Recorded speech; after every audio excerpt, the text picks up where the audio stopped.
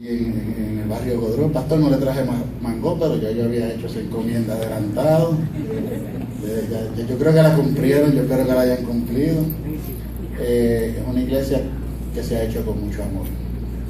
El Señor se ha glorificado en aquella obra allí y hemos sentido, como Él dice, nuestra cobertura. Mi pastor, Él es mi pastor y a mucha honra lo llevo. Le doy las gracias. Estoy nervioso porque, como verás, ya Él explicó las circunstancias de mí predicando aquí, pero nada, el Señor se glorifica. Anoche yo aprendí algo bien importante y se lo voy a decir a mi esposa. Mi querida esposa, si tú no estuvieras aquí, yo fuera el ser más hermoso del mundo en este lugar ahora mismo. Eso lo aprendimos anoche. Y es que esa es la manera en que tenemos que tratar a nuestras esposas. Pasa por aquí, saluda a la iglesia del mundo. 27 años de matrimonio, si no hay buena historia, ustedes no saben. Soy escandalosa, pero es que vivo en el gozo del Señor. Desde que el Señor me rescató y me sacó de ser una mujer amargada, llena de rencores y odios, el Señor lo arrancó y vivo feliz. Así es que grandes bendiciones para esta iglesia. Esa es la Cristo, en este se lo merece. Que grandes bendiciones para esta iglesia hermosa que hemos aprendido a amar, porque ellos nos aman.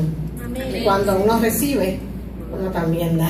Así es que, hermanos, amen a sus pastores, amen a su iglesia, ámense los unos a los otros, porque a eso nos llamó el Señor. Así que muchas bendiciones. Amén.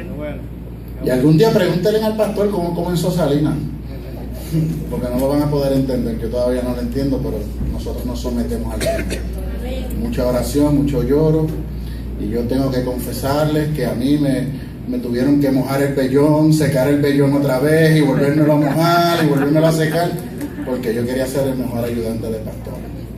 Pero nada, el Señor sabe las cosas que hace y ha levantado una obra allí, que están bienvenidos cualquiera de ustedes allí. Esa es su casa, no es la de nosotros, esa es su casa, y lo quiero hacer público para que sepan que es en su casa. Si algún día están comiendo en la playa de Salinas, pasen por allí y se comen el postre en casa.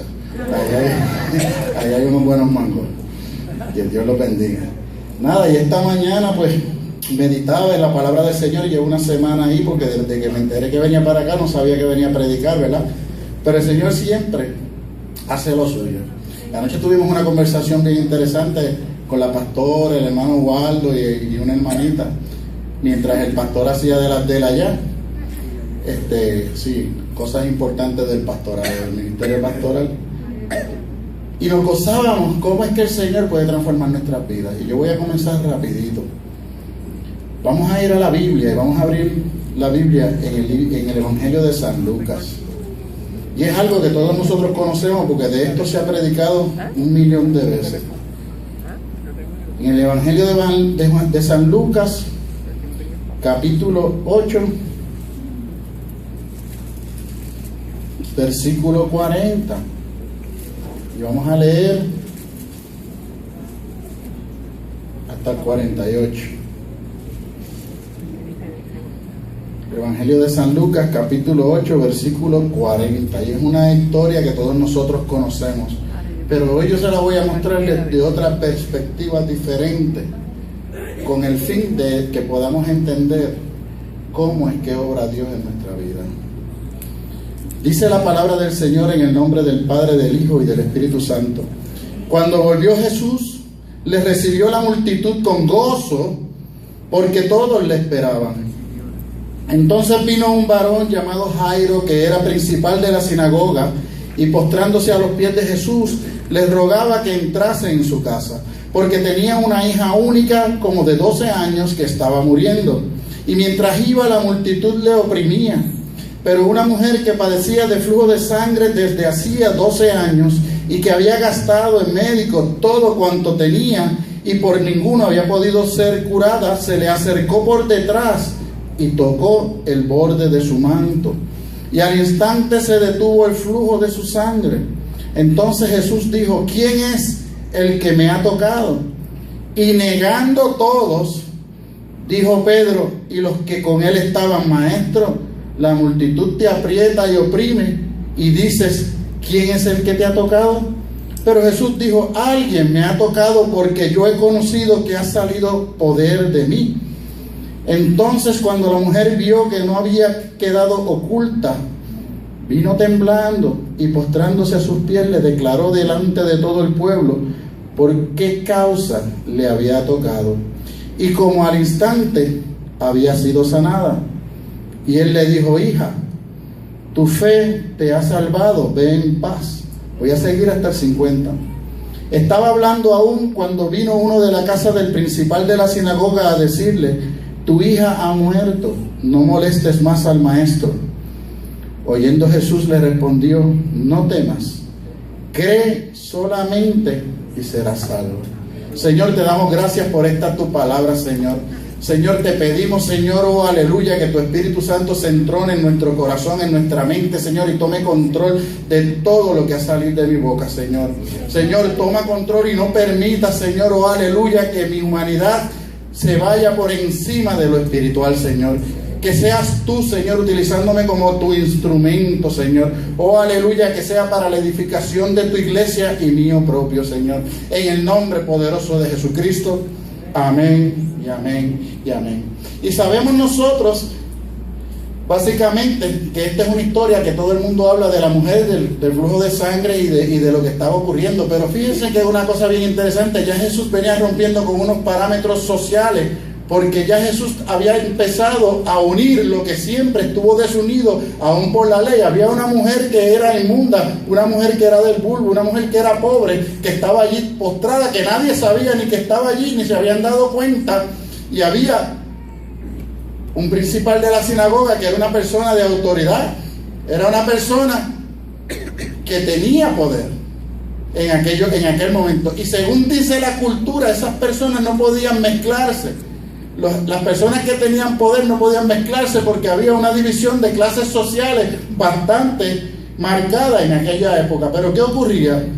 Jesús vino a romper esquemas del mundo para establecer esquemas espirituales y logró que allí estuvieran dos personas de diferentes clases sociales uniéndolas por un mismo fin. Ambos tenían un corazón que estaba quebrantado, ambos tenían una necesidad. Y él le dijo a Jairo, le dijo: aguántate que aquí alguien me tocó. Pero yo quiero que comencemos desde el principio. Había una multitud también. ¿Y de dónde venía Jesús? De hacer milagros y prodigios por toda la comarca. Había acabado de salir de liberar a un gadareno. Y nosotros vemos que cuando iba a liberar a ese gadareno había algo bien interesante que a mí me gusta siempre resaltar. No fue que los demonios lo identificaron a él y identificaron su autoridad, sino que es la primera vez en la Biblia en donde yo puedo ver que hay un demonio rogándole al Señor para que le permitiera hacer algo. O sea que nosotros tenemos que establecer desde un principio que la oración es poderosa aún para los demonios, porque ellos les rogaron, y dice la palabra que ellos le rogaron y le volvieron a rogar, y Jesús le permitió que fueran al hato de cerdos. Un demonio, o sea, personas que ya están marcadas, personas que ya no son obedientes, son personas que ya tienen un destino creado por el estilo de vida que ellos decidieron, y ellos le rogaron a Jesús, y Jesús le permitió que fuera ¿a dónde? Al hato de cerdos. Le dijo: no nos vengas a atormentar, te rogamos que nos permitas ir a ese hato de cerdos que está ahí al lado. Y Jesús se lo permitió, ¿verdad que sí?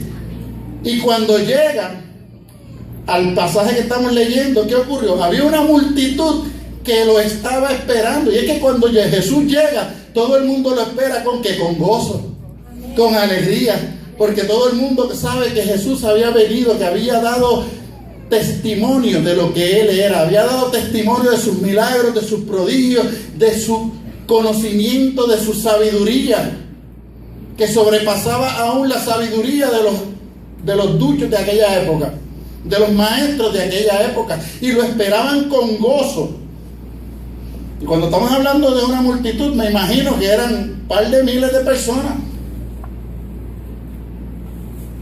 Y con gozo quiere decir que estaba todo el mundo jubiloso, contento. Mira, llegó Jesús a mi vida. Y eso lo vemos aún hoy. Cuando Jesús llega a la vida del ser humano, o cuando el ser humano identifica a Jesús, todo el mundo se llena de gozo. porque sabe lo que Jesús puede hacer, sabe lo que Jesús puede transformar, o tal vez sabe las intenciones con las que Jesús ha venido a este mundo. Y estaban todos allí con expectativas. Yo no sé qué expectativas pudieron haber tenido toda aquella gente, pero si lo estaban esperando con gozo, era porque ellos tenían expectativas de que algo iba a ocurrir.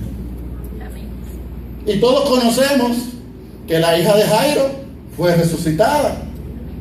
Y también conocemos que la mujer del flujo de sangre, que por cierto fue el versículo que yo recité la primera vez que yo conocí a Jesús. No de la misma manera que lo dice aquí, ¿verdad? Pero cuando yo me encerré. Y había una mujer de un flujo de sangre que no lo tocó a él, como decimos nosotros, que tocó a Jesús. Él ni tocó a Jesús, solamente tocó un borde de su manto. Y lo llegó a tocar a él. Pero creó una reacción que hizo que saliera poder de Jesús. Hizo que saliera poder de Jesús. Y cuando ella hizo que saliera poder de Jesús, nadie se dio cuenta. Todos los demás que estaban apretujando a Jesús, yo creo que tenían las mismas expectativas de haber sido sanos o de recibir algún milagro en aquel día, pero solamente ella fue la que cumplió los requisitos. O sea que ella supo cómo tocar ese manto entonces, aunque hubiera sido arrastrada, escondida, porque de eso se ha predicado a cabalidad. Ella cumplió con unas condiciones que hicieron que no del cuerpo, porque ella no tocó el cuerpo, sino del mismo manto, se hiciera un milagro de sanidad en aquel momento. O sea, que, como decimos en inglés, ella triggered something. Ella hizo que algo ocurriera porque cumplió con un requisito tal vez de su corazón. Y el mismo discípulo le dijeron, pero, y voy a parafrasear ahora, ¿qué le dijeron? Ya que tú estás loco, si aquí te está apretujando todo el mundo. ¿Cuántas veces nosotros hemos dicho algo de parte de Dios y la gente nos ha dicho, este tipo está tostado, este pastor le dio con eso ahora y mira, y eso yo no sé si es de Dios o no? Así mismo actuaron los discípulos. El Señor les está diciendo que alguien le había tocado y ellos ni siquiera le preguntaron de qué te trata. Y ellos rápido se justificaron. Lo primero fue que todo el mundo se quedó calladito. Y el Pedrito, que siempre es el que es adelantado, le dijo, pero chico, tú no ves que te está tocando todo el mundo, tú estás loco. Pero Jesús les respondió, no, alguien me ha tocado porque de mí salió poder. Y todo el mundo glorificamos y sabemos cómo es que el Señor obra con poder, porque sabemos el poder de Dios. Ya Cristo había estado demostrando su poder desde hacía tiempo, que había venido predicando y habían sanado personas que habían sido leprosas, había sanado paralíticos, había hecho muchas cosas durante ese caminar cuando llegó a ese momento del flujo de sangre. Pero ahí se cumplieron unas circunstancias que hicieron que, hay uno que dice, virtud salió de mí, que hicieron que eso desatara el poder a favor de esa mujer. Y a mí no me llama tanto la atención eso. ¿Ustedes saben por qué? Porque yo conozco a Jesús. Yo sé de lo que Jesús es capaz. Yo sé de que Jesús, cuando Jesús toca, toca. Cuando Jesús sana, sana. Yo soy un milagro de Dios. Cada uno de nosotros somos un milagro de Dios. Unos de una manera y otros de otra, pero todos nosotros somos milagros de Dios porque hemos sido criatura nueva. Pero a mí lo que me llama la atención era que todos los que lo esperaban con regocijo, esperaban, porque yo me imagino que ellos estaban esperándolo en aquella playa, y todas aquellas personas que esperaban a Jesús con regocijos, no pudieron desatar el mismo poder que desató esta mujer. Y un día, mientras yo leía este versículo, el Señor me iluminó y me dice, wow, Señor, pero si allí estaban tus discípulos, allá habían otras personas con necesidad que te esperaban con gozo. Cuando uno espera a alguien con gozo es porque uno tiene que unas expectativas en el corazón, en algún sitio, en tu mente, en donde quiera, de que algo va a ocurrir, o no es así. Pero no ocurrió nada.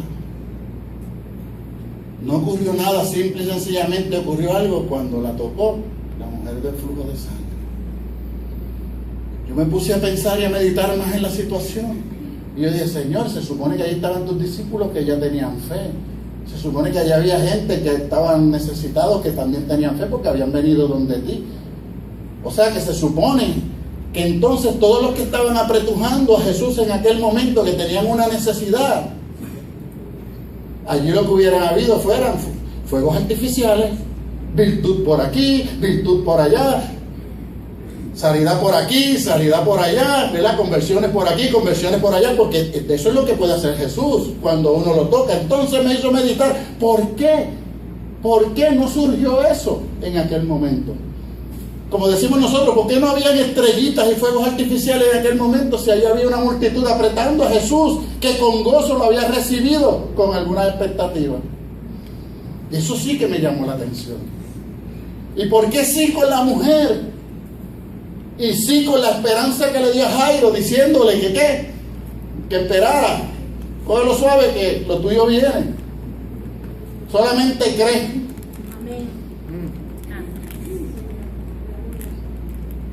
Y más nadie más pudo sacar virtud de Jesús. ¿Por qué? Ustedes nunca se han preguntado eso. Este pasaje yo lo he leído 1,000 millones de veces. Y a mí me ministró fuertemente. Porque eso estamos viendo también hoy en las iglesias. Esperamos a Jesús con paciencia, esperamos a Jesús con regocijo, venimos y queremos adorar, pero no está saliendo poder en las iglesias. No está saliendo virtud en las iglesias, no se están viendo milagros, no se están viendo prodigios. Y yo me relaciono con esto, entonces me pregunto, ¿por qué? ¿Cuál es la razón? Yo no quiero una iglesia bonita, yo quiero una iglesia que vengan los drogadictos, las prostitutas, los cojos como era yo, y se ajodillen y se conviertan, aún sin tener que hablar. Que hagan lo que pasó con esa mujer, que vengan escondiditos por allí, pongan la mano en el altar y el Señor lo sane, sin yo saber nada como pastor. Amén. Y que salga brincoteando, me sané, me sané, me sané. Y nosotros comencemos a adorar y darle gloria a Dios porque Él se ha manifestado.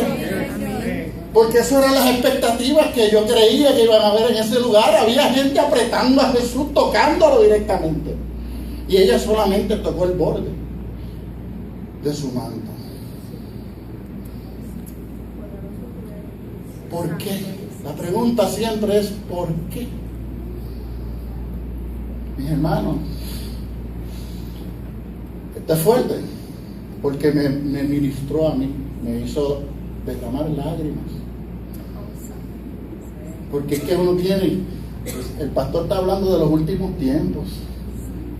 Y solamente los tiempos y las sazones las conoce solamente uno. Pero Él se las quiere mostrar a cada uno de nosotros. Él nos quiere regalar sanidad a cada uno de nosotros. Las expectativas más grandes de Jesús era que no se perdiera ni uno. Y vemos un mundo completamente que se está perdiendo. ¿Por qué? ¿Por qué no sale virtud de la iglesia si nosotros tenemos el Espíritu Santo? Yo creo que el problema viene de más adentro todavía. Yo creo que el problema es que nosotros todavía no hemos quebrantado nuestra alma. El Señor me llevó a mí a una introspección de mi vida y muchas veces nosotros confundimos los movimientos del alma con los movimientos del Espíritu. Cuando nosotros vemos la transformación de Pedro en el Nuevo Testamento, la transformación de los discípulos, la transformación de Felipe, vemos que hay un denominador común y era que todos ellos hablaban del Espíritu Santo. Hoy en día en las clases cuando uno va a estudiar consejería, los mismos psiquiatras nos están diciendo que se ha validado la espiritualidad como un ente de sanidad mental dentro del ser humano. Aleluya. Pues entonces el elemento que yo tengo que validar en mi vida tiene que ser la espiritualidad. Y el Señor me dice que yo tengo que adorarlo en espíritu y en verdad. Entonces en Hechos todo lo que yo leo es guiados por el Espíritu me llevó. Cuando llego a los evangelios, el Espíritu llevó a Jesús al desierto. Y todo era por el Espíritu. El mismo Jesús le dijo a Juan el Bautista, no, si tú no me bautizas no se cumple la Escritura. Tú me tienes que bautizar porque yo tengo que recibir el Espíritu Santo, igual que lo vas a recibir tú en una época. Y no le dijo más, le dijo a sus discípulos, miren, a ustedes les conviene que yo me vaya, porque van a recibir el Consolador. Y el Consolador es Paracleto. Y Paracleto es aquel en quien yo me puedo apoyar. Amén. Entonces nos dice que el Espíritu es el que nos va a ¿qué? A conducir, pastor, ¿a dónde? A toda verdad. Amén. El que nos va a capacitar ¿con qué? Con dones y prodigios y enseñanza, porque dice que lo que es del Padre nos lo va a mostrar a nosotros. Pues entonces el elemento que yo tengo que tener en mi corazón se llama el Espíritu Santo. Amén. Yo tengo que vivir, yo tengo que respirar, y no es que yo me vaya para una isla y esté solo en una isla de los problemas. De eso no es que estamos hablando, porque tampoco es llegar a ser cínico, sino que lo que dirige mi vida se tiene que desarrollar a través del Espíritu Santo. Amén. Entonces nosotros venimos con 3 estuches. El estuche que vemos, que es el cuerpo. El estuche que no vemos, que es el alma, pero es la que controla todas nuestras emociones, todas las cosas que nosotros hacemos, nuestro ego, nuestra voluntad, todas esas cosas. Y el estuche del Espíritu, que está guardado en nuestro corazón. Porque dice la palabra que el Señor nos sopló aliento de qué. O sea, ahí Él envió todo el package completo que nosotros necesitamos para que los propósitos de Dios se cumplan en la vida de cada uno de nosotros. Porque es a través del Espíritu que nosotros vamos a poder cumplir los propósitos de Dios en nuestra vida. Pero hay un alma, que es el problema, que tiene control sobre la voluntad del ser humano, que a causa del pecado distorsiona la manera en que nosotros vemos las cosas y predomina en las actitudes de nosotros y en las acciones que hacemos, porque el cuerpo no. El cuerpo lo que le dice, mueve un dedo y él lo mueve. Esto es un estuche que simple y sencillamente es un centro de control que recibe órdenes del cerebro.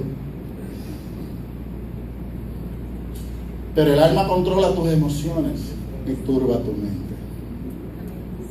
Entonces, ¿cuál es la alineación que el Señor nos da a nosotros? Espíritu, alma y cuerpo. Esa es la alineación, ese es el orden de Dios. ¿Cuál es el orden del mundo? Alma, cuerpo y último, si sobra algo, espíritu. Sin embargo, que muchos decimos en la iglesia, esa persona es muy espiritual, yo no voy a andar con ella. Pues entonces quiere decir que para que nos... Miren, lo voy a ilustrar de lo que nosotros les quiero mostrar.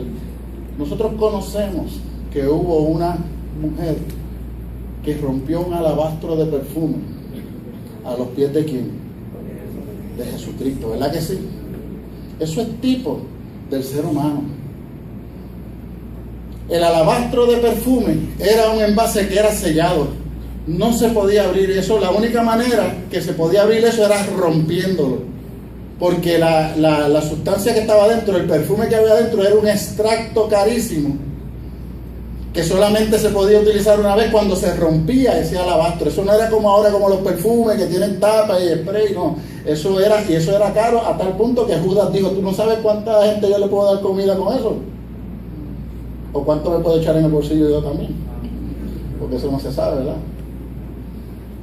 Y ella rompió ese alabastro para que a los pies del maestro esa fragancia cubriera al Señor y se desparramara. Ya el alabastro, todavía yo no he encontrado ningún envase que sea más valioso que lo que contiene adentro. Y eso es lo que ocurre. El alabastro de nosotros es el alma, pero la esencia espiritual, el perfume que el Señor sembró en nosotros cuando sopló aliento de vida a nuestros corazones, está dentro de ese alabastro y no va a salir hasta que yo no coja mi alma y la corrompa, la haga canto, la desate y le diga, Señor, yo no necesito más mi razonamiento, yo necesito tu poder en mi vida. Yo tengo que quebrantar el alma para que no sea mi voluntad la que me lleve a hacer y tomar decisiones. No, yo tengo que permitir que el Espíritu Santo desarrolle en mí todas las cosas que son necesarias para que los propósitos que ya Dios estableció en mi vida se cumplan.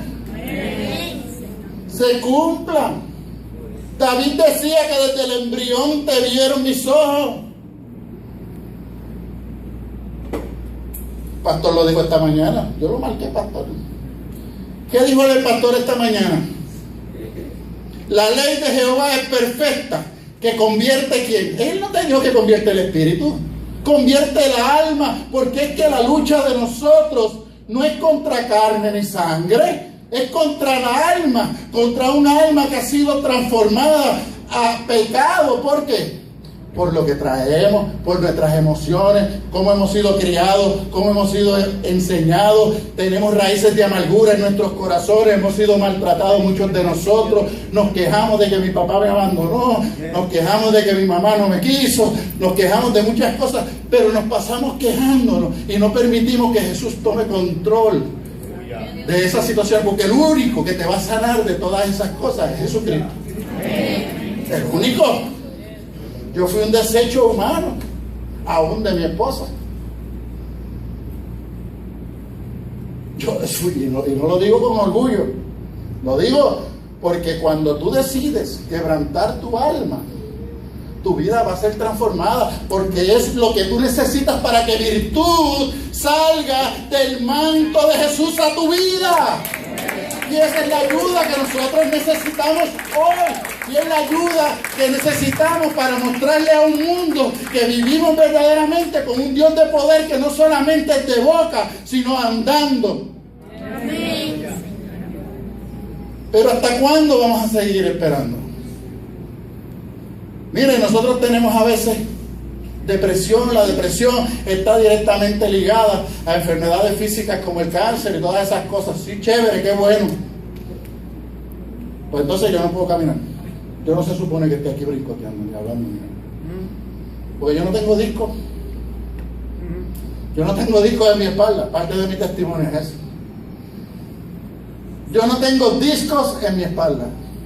Yo tengo una condición, aquellos que son médicos aquí, que se llama dry of disc. ¿Por qué? Porque a mí se me herniaron los discos a causa del maltrato físico. Y la gelatinita esa salió. Y una vez sale esa gelatinita, no se puede echar para adentro otra vez. Y el disco se comprime. Cuando el disco se comprime, se seca, crea calcificación. ¿Y qué hace? Te fusiona la vértebra, desde el lumbar hasta el sacro. Entonces, ¿qué pasa? Al comprimirse todas esas vértebras, te crea un problema aquí, en el pescuezo, como digo yo en Salinas, que a mi no le gusta, pero esa es la palabra cogente. Porque se te separan las vértebras del cuello.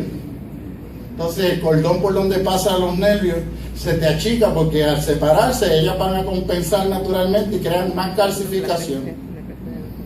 Y 3 neurólogos bien sutiles ellos le dijeron a mí, frente a mi esposa, que yo iba a tener que dejar de jubilarme, que me tenía que retirarle, hacer todo eso hace 10 años, ¿verdad? Casi, o más. Porque yo iba a terminar en un sillón de ruedas, 3 neurólogos.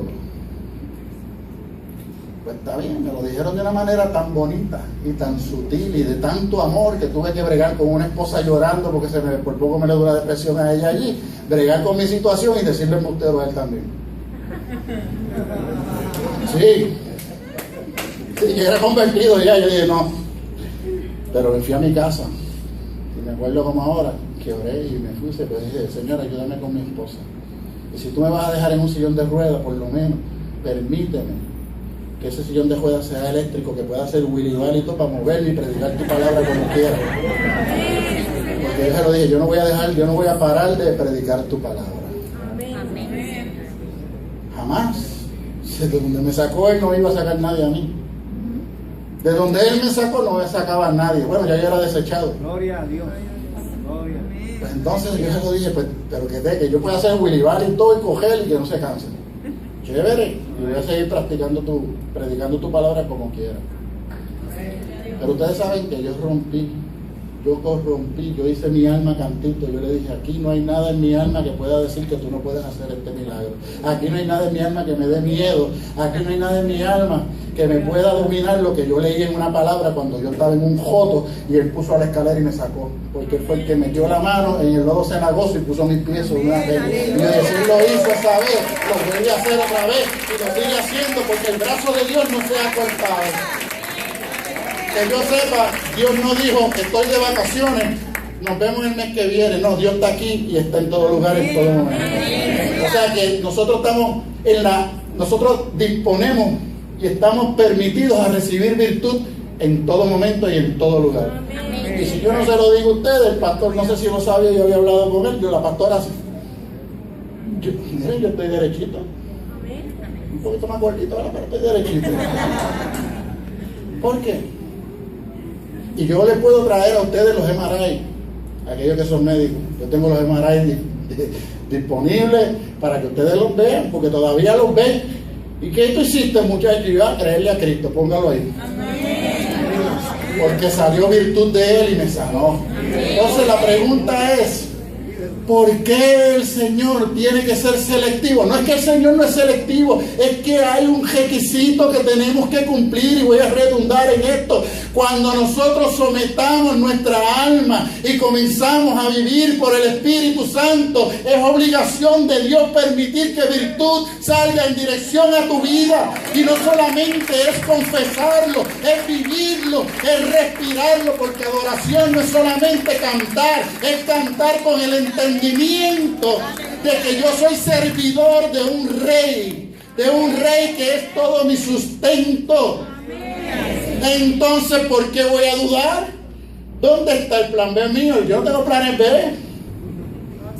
Si no sirven. Ni los de salud sirven hoy en día, así que imagínate. Vamos a hablando de otra cosa. Y eso es lo que yo vengo a decirle. Biblia, dame esa bolsa acá. Dice el Señor en su palabra que la naturaleza muestra ¿qué? Ay, las maravillas del Señor están en la naturaleza. Dice que la naturaleza habla de tus maravillas. Bueno, voy a soltar esto un momentito. Miren qué proceso más sencillo. Esto yo me lo encontré esta mañana donde estaba quedando. Mientras a causa del pastor Manuel yo me rompía la cabeza en que yo iba a predicar. Estamos hablando 2, 3 de la mañana, 4 de la mañana, 5 de la mañana, salió el sol. Y uno allí, porque uno... A mí un predicador me dijo una vez, el día que tú no te sientas nervioso cuando vayas a predicar, no prediques. Pues anoche rompió la bola. Me dio hasta frío en la playa, digo, ya está, es increíble. Y yo vi esto y yo dije, ¿cómo yo puedo decir cómo es que nosotros tenemos que quebrantar nuestra alma? Pues míralo aquí, si el Señor lo muestra en su naturaleza. Cuando este coco llega y cae de la palma, ¿qué es lo que le pasa al coco? Se seca. Se seca, pero esto que está aquí no sale hasta que esto que está aquí no se asienta.